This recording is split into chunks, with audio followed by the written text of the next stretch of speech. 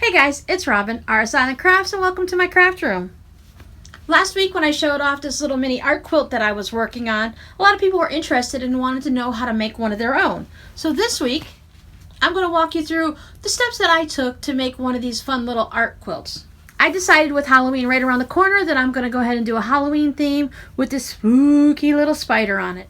As you can see, this quilt is not finished yet. I still have to decide if I want to leave this to be a rectangular shaped quilt or if I want to make some different shaped borders on it or how I want to finish it off. But that's going to be for another time. You'll be able to see this finished up on a Whip It Wednesday. But for right now, I want to take you and walk you through all the different steps that I use to make a quilt like this. If this video happens to be too long, I will probably switch it into a part 1 and part 2, but I will upload them one right after the other so you get them both at the same time.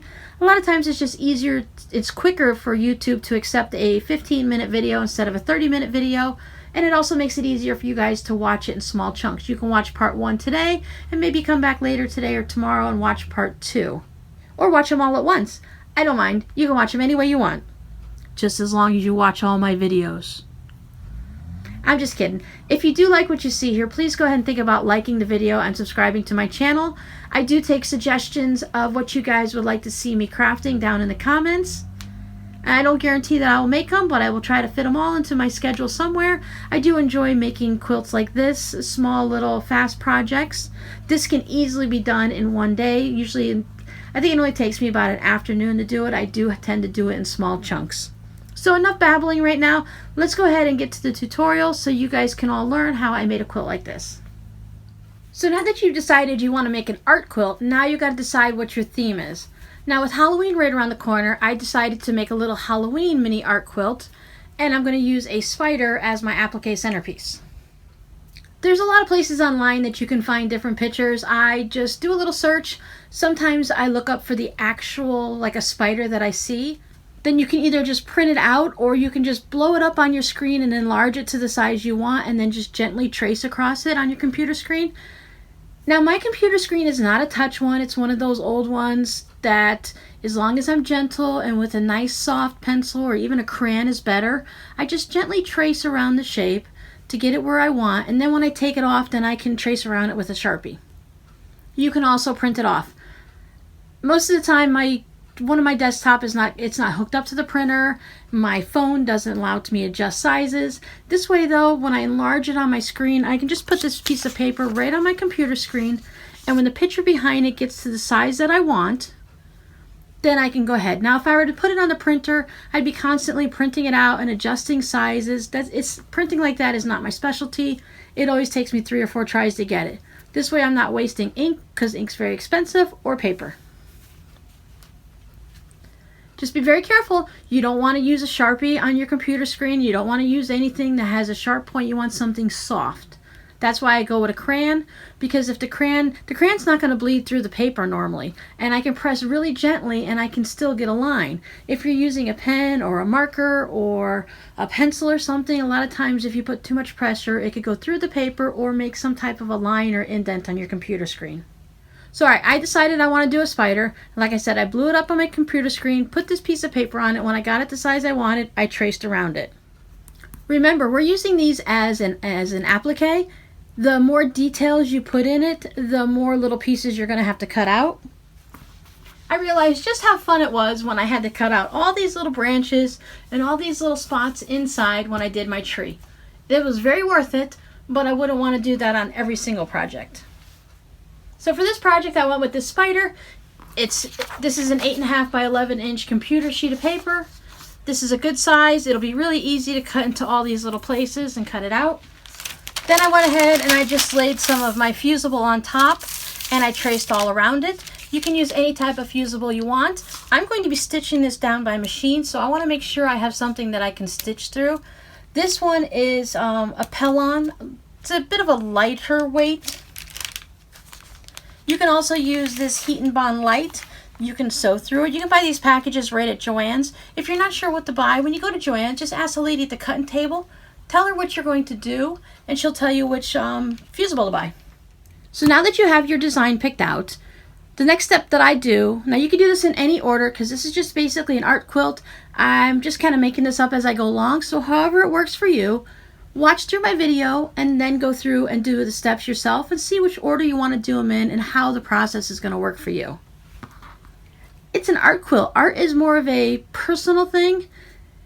3 people could do the same exact project, draw the same tree, and everyone's going to have a different project at the end. It's like I said, it's a very personal thing. So I have this. I've cut it out on my fusible. And I chose the fabric. So I ironed this onto the back of my fabric. And I thought, since it's a spider, I had this really shiny, shimmery, it's not cotton fabric that you can use specifically on a quilt, but I thought this might be a little fun. I made sure, because I could hold it up and see through it, that I made sure I had one of the spider webs right there on the abdomen of the spider. I don't know how this is going to look when I cut it out. If I don't like it, then I'll just go ahead and cut out something different. Because I know this is the size of my applique. Next thing is, I chose my batting. Now, I always use warm and white. It's 100% cotton batting. It's a little thin, but it is definitely very warm when you build it into a quilt. I went ahead and just stuck my computer sheet of paper down here, and I said, I want it to be this much bigger than it. Nothing specific. I know that my quilt is going to be going this way, so I gave myself a little room on the top and the bottom and the sides. If you want to have whatever design maybe you're doing a pumpkin patch or something, and you want your pumpkins all the way down to the bottom, or you want them to be growing on a little bit of ground or a hill, you can just go ahead and have this little idea in your mind of what you might want to be making, and then move this around on a piece of batting and decide where you want. Now, this is a good project if you want to frankenpiece some batting. I have a video on frankenpiece batting. I'll see if I can get it up in the iCard for you. Speaking of the iCards, I try whenever I put a video, if I have a video that I've made previously, like we did one at Christmas time before Christmas on how to make mug rugs, and we used diffusible and stuff like that. So if I feel like that's a process you might need a little extra info on, I'll try to put something up in the iCard. We can put 5 videos up there, so I try to at least put 3. I put one that's going to help you in whatever you're working on today, one that I think might interest you, and then maybe one that I talked about. If I talk about another channel, who inspired me, or something like that. So it's always good. There'll be a little white eye in a circle up there. Click on that, and there'll be direct links to different videos. So my batting ended up being about 17 by 13. You want to go a little bit larger than what you think you're going to use, because we can always trim it down afterwards. Then you want to go through and decide what fabrics you want to use. If you have the fabrics in your stash, or if you're going shopping, since I'm using fabric from my stash, I go ahead and grab whatever I think might work. I try to stick with the oranges, because if I'm putting a black spider down, I wouldn't necessarily want to use a black fabric. Now, even though this spider is a bit shimmery, I could probably get away with a straight black, but that might be a little boring. When I was thinking about this project, I was thinking specifically a nice orange background, orange for Halloween, pumpkins and stuff like that, and then putting the spider on top.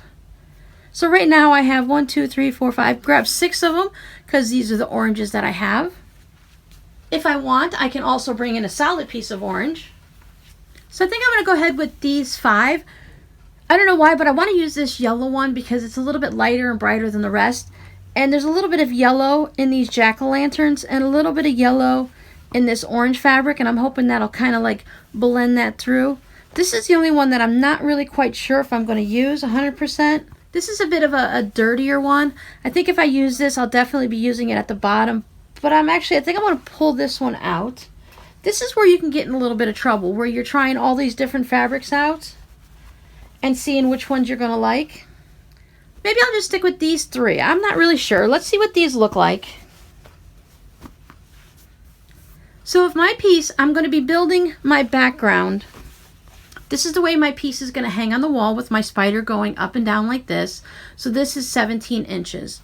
So what I'm going to take however many fabrics I have, which I have 3, and I'm going to go, okay, 3 goes into 17 how many times? It's so much easier to round up to 18, so 3 goes into 18 6 times. So I need at least, if I'm only going to use these 3 once, then I'll need 6 inches of each one. So I'm thinking maybe I'll do a different progression up, that I'll mix these 3 up, but I'll use them twice. So that would be 6 going into 18. So then I would need 3-inch pieces of this. So I would have a 3-inch section here, and 3 and 3 and 3 and 3. But I want to cut my pieces so that they're not directly even. I want to have some jagged and some angles. So what I'm going to do is I think I'm going to go ahead and cut these at 5 inches. But I'm still going to cut 6 of them, and that'll give me some room if I want to make some angles or if I want to make some valleys and some hills. So let me go ahead and grab my rotary cutter and my ruler. I'm going to go ahead and cut 6 of these at 5 inches each, and I'll be right back. Now, if you want to stay more into the freestyle and not really worry about using a rotary cutter and a ruler, I'm going to show you also how I did it with the tree quilt. When I opened up my fabric, I saw that I had some of these pieces. They're a little bit wider, but they're not the full. They're almost 10 inches, so that's almost where I need it. I could just fold this in half and cut it.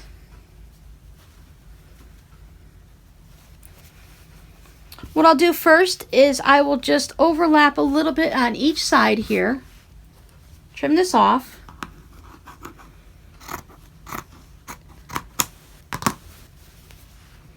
And lucky for me, it worked out really well. This piece goes across twice. Then I'll just cut it in half. As you can see, I'm not worried specifically about it being an exact measurement because I'm going to play with it and I'm going to make some different designs and shapes with it. Everything's not going to be straight. This is not one of your normal ones like you're making a 9 patch and you need to have all of your pieces of fabric to be exact. This is more of a free form. Have some fun and enjoy the process.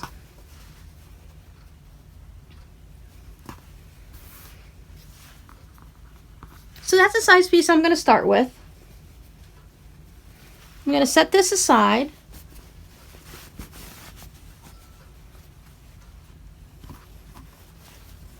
I'm going to fold this in half just so it's easier to work with.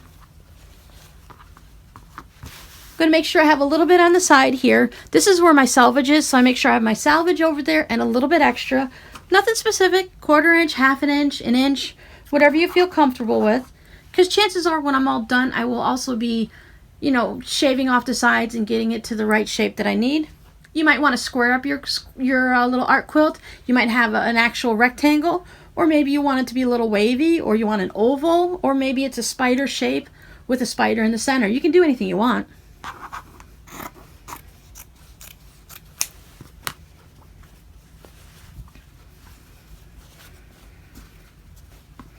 Now you can see that this piece is a little short. Now, as you also see, is that these pumpkins were going this way. I didn't really pay attention to it, didn't really care too much. It will fit this way, so this little extra piece, I'm going to hold that off to the side.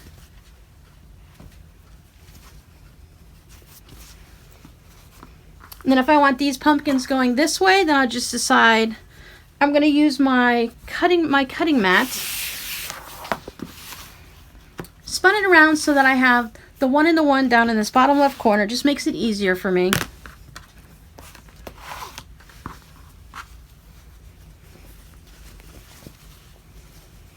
So I can lay my pumpkins on here. I bring it down and I see, okay, we discussed having 5 inches. This is about 5 inches right here. And as I'm cutting with my scissors, I'm looking at the 5-inch mark there because the scissors are going to go wherever my eyes are. That's an old drafting technique I learned in school when I was taking drafting. I didn't get a perfect line, but for the most part, it's about 5 inches. So that gives me 3 of these pieces. And now I want to add some orange. Maybe I want this one to be, my solid to be a little thinner. Maybe I don't want it to be the full 5 inches. Maybe I want it to be a little bit more. When I open this up, I see that I have this little thin part here. So I think what I'll do is I'll just lay this over the edge so it's a little bit past my batting.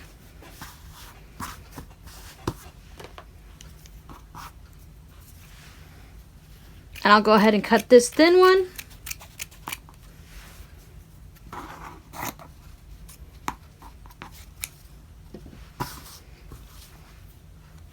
Now I said we were going to be doing 5 inches, but it's okay to have a thin one. It'll help break everything up. If I don't like it, I'll put it in my scrap bin and I'll use it for something else.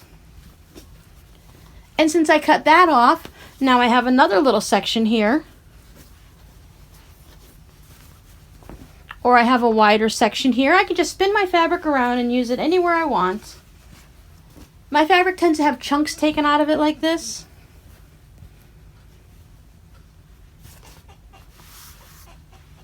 So I think this time I'll go ahead and give myself a larger piece.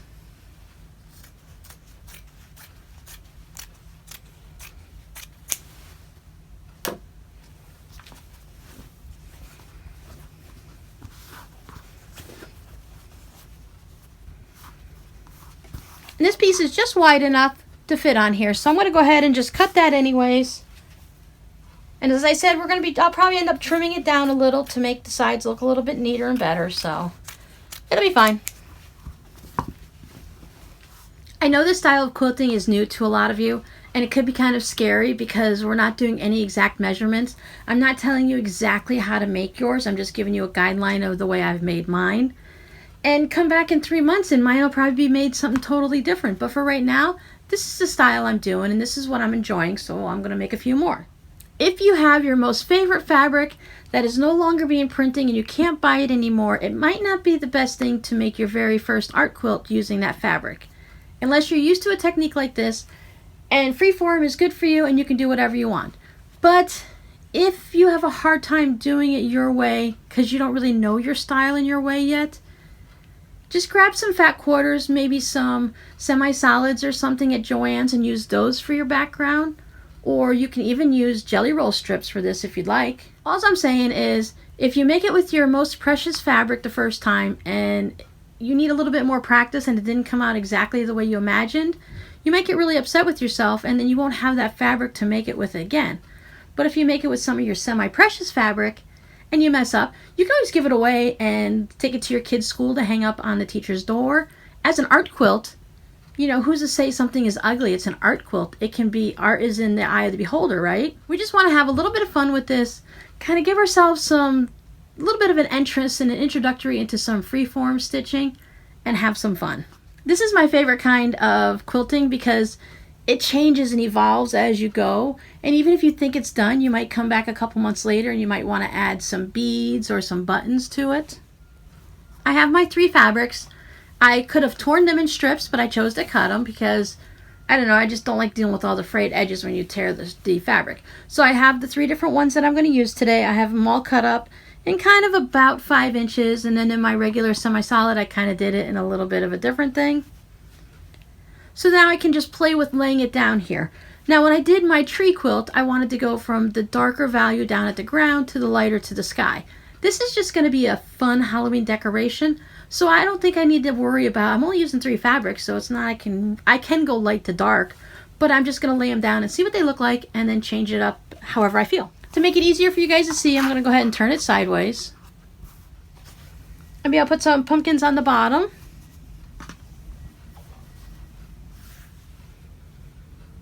Now for now, I'm just going to go ahead and overlap these a little bit. My bottom piece, I want them to, I could start at the top and just keep layering them on top, but I kind of feel better when I start at the bottom and just tuck them in as I go.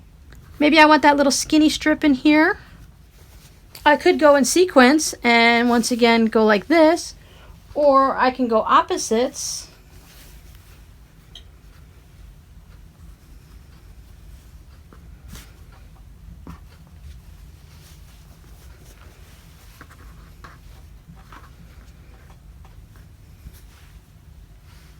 Okay, now I know this is much farther past my batting, but once I start cutting down and trimming, I think it'll look different. It would probably be easier if I'd already cut out my spider. I'll do that in a second. But as I lay this down, I can see how these colors play against the spider when it comes out. And I'm thinking maybe I don't want these pumpkins at all. I can save them for a scarecrow quilt. Maybe I prefer to just have the orange and the yellow.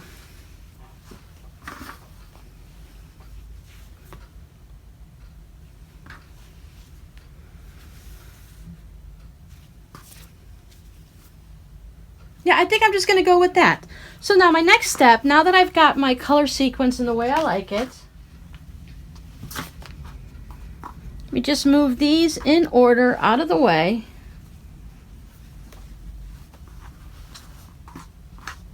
You can take a picture of it with your phone and look at it, put it on your computer and maybe step away from it.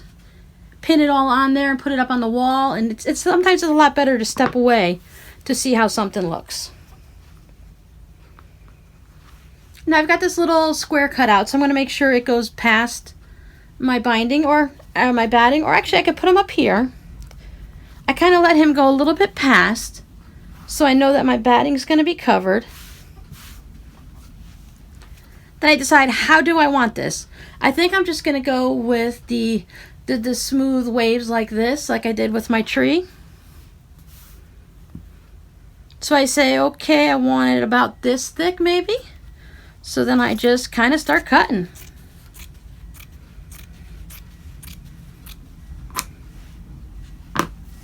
I save this for my scrap pile. I will find a use for that.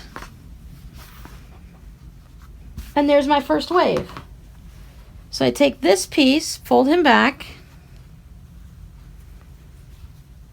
I tuck him under, and I tuck him under enough to make sure that none of the batting is going to show. Now, can you see the shadows of my characters underneath there? Sometimes in a quilt that would bother me, but this, it's not going to bother me right there.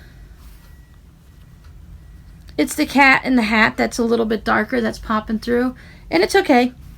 It just kind of gives it some little underground feeling, and I'm okay with that. Now this piece, do I want to keep going with this? This one I started and I swooped down and I went up, so I have a hill in the middle. Well, maybe this time I want to sweep at the bottom. So my hills are here, and I have a valley in the center. Let's see what that looks like.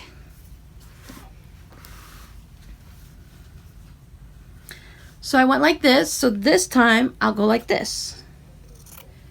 And I'll just kind of swoopity-doo.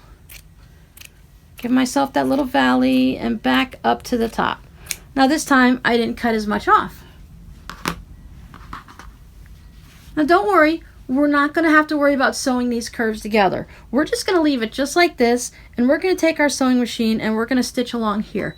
You can do a decorative stitch, or you can just do like I do, and about 1/8 or 1/4 of an inch away, I just go ahead and put a straight stitch along there, because I don't mind if this frays. I would actually prefer if it does. So in this process, we are not stitching anything together. Once we sew this onto the batting, it's already going to be quilted, because it's only, what do we say, 13 by 17? It's going to be on the wall. It doesn't need to be heavily quilted. It's not going to be washed a lot. Unless you're using it for a doll quilt, then you might want to go ahead and put your backing on and quilt it all the way through 3 layers. But for me, just doing it through the batting is going to be enough. Because once I put my spider on, I'm going to be quilting him through all 3 layers. He'll be having his fabric, this fabric, the batting, and the backing. And that's going to hold the center all together. And then when I decide to put binding or facing around it, it's going to hold all the edges. So there's really not going to be many places around it that aren't quilted. And if you notice when you go to hang it, it's not hanging quite right because, or you feel like it needs more quilting, you can go ahead and add more quilting on afterwards. 6 months or a year down the road, 3 years down the road, you can add more quilting. It won't hurt it. Now I have another one of my oranges, so I can just lay this down and make sure that it's covering everything, and then just pop my yellow fabric back.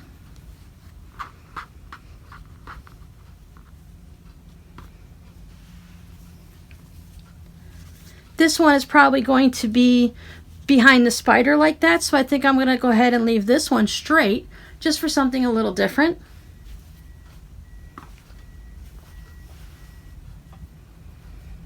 Bring him back.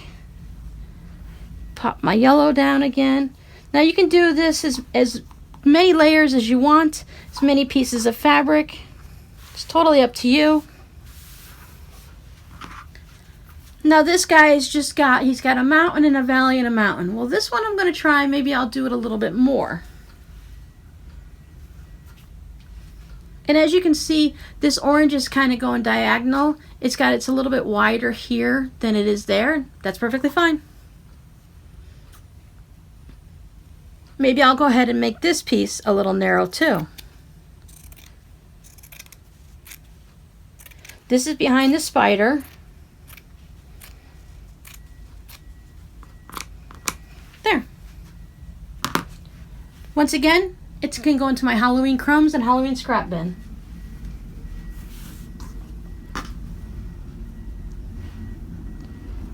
Now I've got this piece cut out. If I'm worried about it, I can go ahead and tuck this underneath here so that I know there's not going to be a problem with it.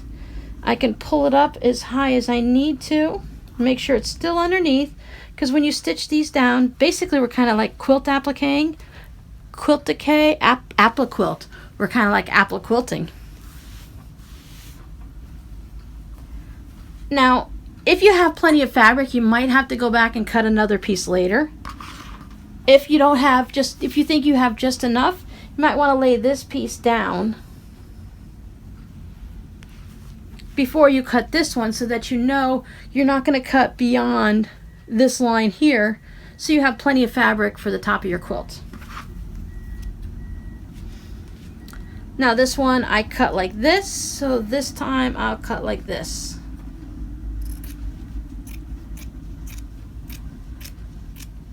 Put a little extra hills and valleys in there. I'm just barely trimming off a little. You see, I didn't take hardly any off that time.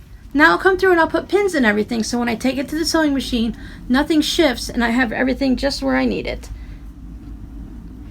I'm going to concentrate my pinning into these sections where okay, it's going to be in the way of my stitching. I can put it a little bit somewhere else, but I just want to make sure I'm holding both of these layers down. I don't want anything to shift and move as I go over to the sewing machine. These two layers are held down, so I can just pin here. I don't necessarily have to pin from here to here. I just need to make sure these two are held down, because if this flops out of the way, as long as the bottom part's being pinned down and held in place, then it'll be easy to just flop it back over.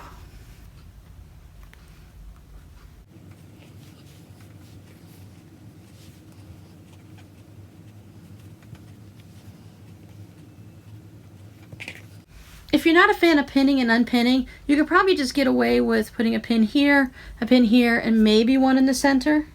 Once I've made a decision, I want to make sure everything's going to stay in place. And the pins aren't that hard to get out, so. And since we're only working on a 13 by 18 or 13 by 17, whatever we're working on here, it's not like we're working on a giant baby quilt or a huge king size quilt. It's only going to take a few pins. Now you get to decide on thread color, because what I'm going to do is I'm only going to stitch, like I said, about 1/4 of an inch away from these edges. Based on what I have here, I'll probably go ahead and use orange, because I have the orange fabric. There is orange in all the stars and moons and in the pumpkins and stuff. That way I only have to use one thread. I don't ever have to change it. You can do a meander, you can do stippling, you can do designs, you can make little, if you have your sewing machine, I don't know if it does, but it wouldn't be amazing if it had little spiders that it could quilt out. You could draw little spiders on and quilt all around them. You can hand quilt this. You can do anything you want. And if you don't want to quilt it at all, really, you can just put fusible on the back of these, and then when you put the spider on, it'll hold everything together, and your fusible will hold all these together. Because once again, generally art quilts do not get washed, and if they do, it's something people will maybe hand wash it just really, really gently. It'll stay together fine. Let me take this over to the sewing machine. I'll go ahead and stitch all these sections together, and then we'll take a look at it. And there's my background. It's all stitched down. As I said, I just went ahead and I used a little part of my presser foot, so it's probably a little bit less than 1/4. It's more of an 1/8. Some spaces are a little bit more, some are less. I'm not really worried about it. Now I need to go ahead and I am going to just trim my fabric that's excess around my batting, because when I place my spider or whatever my applique is in the center, I want to make sure I'm placing it in there in the right spot, and I don't want to let any extra fabric distract me. Just put my ruler just a little bit past the batting. If I trim off a little of the batting, it's not going to hurt anything. I'm not squaring it up or anything. I'm just getting all that excess out of my way. heavily quilted or anything, so most of it hasn't shifted.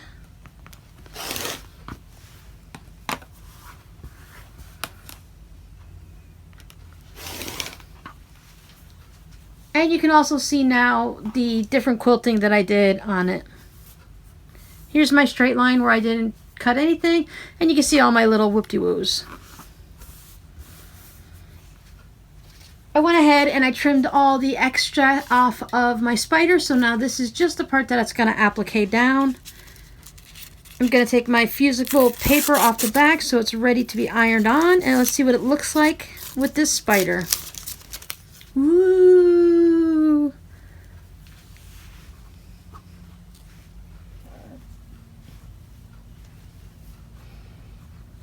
Now, these legs were really fun to cut out, and they're also really fun to stitch around, I'm sure. Now that I have him on here without having the extra fabric, the extra paper from the printer paper, he is looking kind of small, so I might go ahead and decide to trim down the wall hanging, or I can add some extra things, or I can just leave it like this size if I want. Let's turn him sideways. So you see, he's just a little bit of a guy here on it. It's not too big.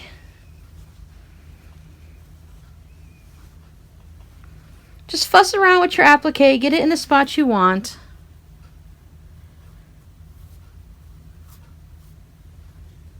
And as I said, I can always go and I can trim off a little bit extra here, a little here, cut down the sides a little. I did make my batting a little bit larger than I absolutely needed. Working on art quilts, it's one of those things that you kind of fuss around with it a lot more than you would a standard quilt, because you change out the blocks where they're going to go, but most patterns tell you exactly where to put everything, or all your blocks are almost usually the same design. I feel like my guy's just a little bit crooked. Alright, so that's where he's going to be. I'm going to go ahead and I'm going to press him down. Now, since this is a bit of a funny material, I will be using a pressing cloth. I'll put something down on top of it so that my iron doesn't melt him at all. I'm just going to go ahead and use some plain black fabric on the back. I'm using a solid because when I applique my spider all the way down and it quilts all the way through, I want that thread color to come out on the back and give you that little silhouette of whatever it is I'm appliquing. So I just took a chunk of my fabric, I laid this on it, and I cut it around it, and I gave myself a little bit on all four sides just to make sure if it shifts at all that I'm going to have enough room. And once again, I can always trim it. I plan on trimming it. Now I can put some pins in if I want. I probably will when I take it over there. I've already moved the pins to the other side of the room. But like I said, I'm going to go ahead and stitch all the way around this, and it's going to quilt it all the way through. It's going to applique my spider to my fabric, quilt all my layers together, and my backing will be attached. And look at that, he's all stitched down. I just went with a light gray thread, and I made sure when I stitched these, I brought my stitching all the way to the tip and all the way back. Even if I had to on some of these narrower spots, I ended up crossing over or back stitching on the same one. Let me show you what it looks like from the back. See, I like that. I really like the way the thread contrasts against the black on the back of these quilts like this. So now my next step would be to go ahead and trim the edges here, and I can put binding on it or facing it, or I can do it where you put the whole backing on and you stitch around it and then you flip it all out. So at that point, it is whatever you want to do. I am going to be facing my quilts, and you'll see it later on in a Whip It Wednesday when it is all complete. But for now, I feel very confident that you guys can go ahead and finish this. I have made a facing video. You do already know how to binding. I have also made a video on how to hand stitch the binding, your binding down to the back. Or you can do it where you just cover the whole back and flip it. And I believe that is what we did when I made the Christmas mug rug decoration things. If anyone who's been here for a while, if you remember these, we did these last year, probably November or December, and it's where you just lay your backing right on top. You stitch around all 4 sides and you leave about a 3-inch opening. You flip it all out, push out your corners, sorry about that, and then you just go ahead and stitch all the way around it like that, and then it'll be completely done. Now, I don't know how all the Joann's are, but my Joann's has a really wonderful section. They have a variety of different type of fun buttons. I know there's some spiders and spiderweb buttons at my Joann's, whether they're out year-round, but Halloween is just around the corner. So you can always take your project in or just take a picture of it and look for the different fancy buttons, and you can add buttons all around it. You can put beads, you can maybe hand embroider some words or some designs or hand quilt them in. These little art quilts, you can do anything you want, except you can leave it as this size, you can make your edges wobbly, whichever you like. I hope you guys who are really strict quilters can go ahead and loosen up a little bit and have some fun and not have to worry about those exact 1/4 inches. Have a little fun making yourself an art quilt, put a little decoration up on the wall. You can even just put words on here if you want. You can put quilt, knit, you can put your name on it, you can make it for your child. There are so many different ways you can make these art quilts. So I hope you have fun creating something special to you, and until the next video, I'll see you guys later. Bye.